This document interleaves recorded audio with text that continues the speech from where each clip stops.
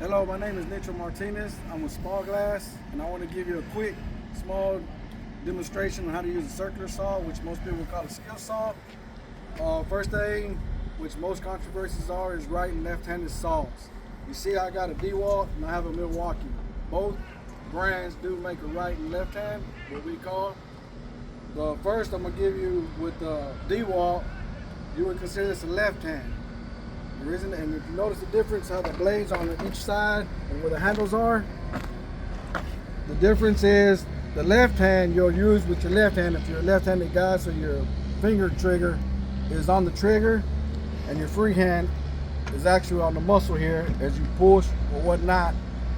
And the reason that is the blade's away from you. As the blade's spinning, it's spinning so many RPMs, it can catch your loose clothing, your vest, jewelry, walkie-talkie cords, so you want that blade away from you. Another good reason to give a demonstration on why it's a left hand, not a right hand, if you was right-handed, you put it on your right hand and you grab it with your left, then all your kickback dust is all in your face. So now you're blinding yourself, which can put a hazard to where you cut yourself or hurt somebody else.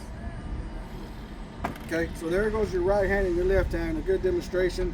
Most saws come with the hook if you want to put on your tool belt.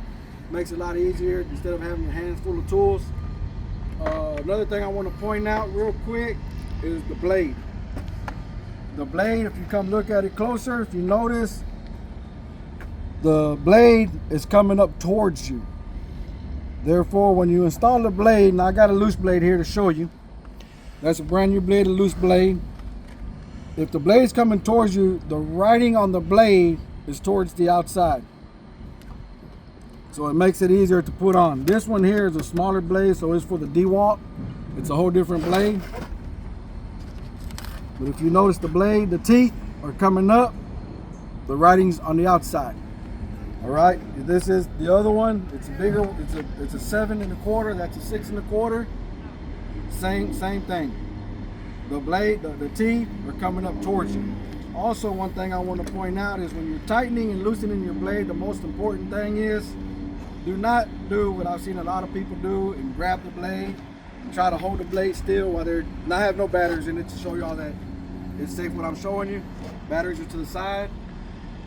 Don't try to hold the blade with your fingers and try to turn it. You torque it, you take it off. Well, all of them have an Allen wrench that comes with them, but you can also use a crescent wrench if you lose your Allen wrench. Sometimes they're not secured enough. But never loosen your blade and hold the blade at the same time. You take a chance of cutting yourself. There is a lever here. If you would zoom in a little closer, there is a lever on every circular saw. You push it down, it holds the blade for you. You do not have to put your fingers at risk. Both of them have it, all of them have it. You use that to hold it down, you twist it off.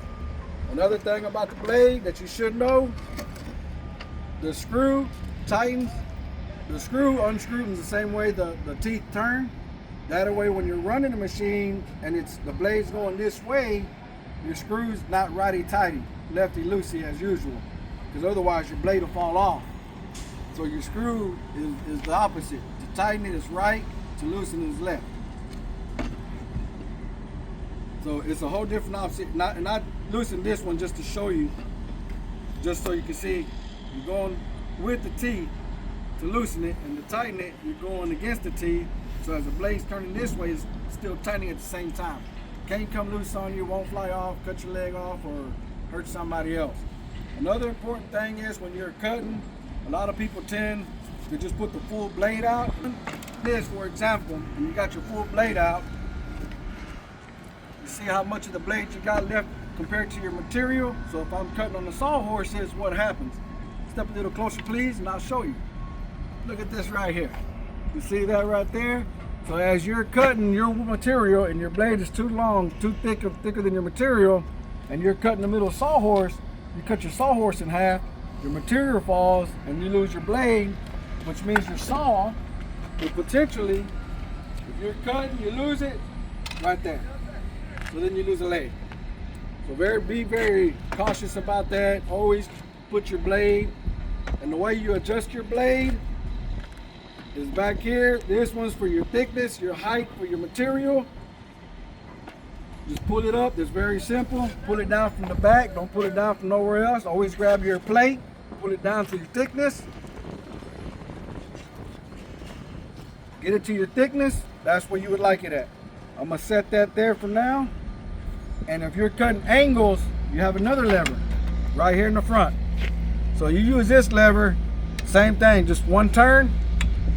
And then your faceplate, always grab it from the back where the blade's not at. The blade in the front, you'll notice there's not very much meat. So you grab it from here, and then you can turn your plate either 22 degrees, 45 degrees, 15 degrees, whatever your desire is, whatever your project calls for. And of course, always tighten it, make sure you got it tight. If you want to get a certain degree, in the front here, it has all your degrees. And you can mark it, label it, and you're good. Always when you're handling a skill saw or a circular saw, before you go to use it, always set everything where you would like, where you need it, according to what you are doing. But do it, as I just demonstrated, with the batteries out. Then you put the batteries in when you're set, you're ready to go, get to work, and get your job done. Y'all be safe and be careful.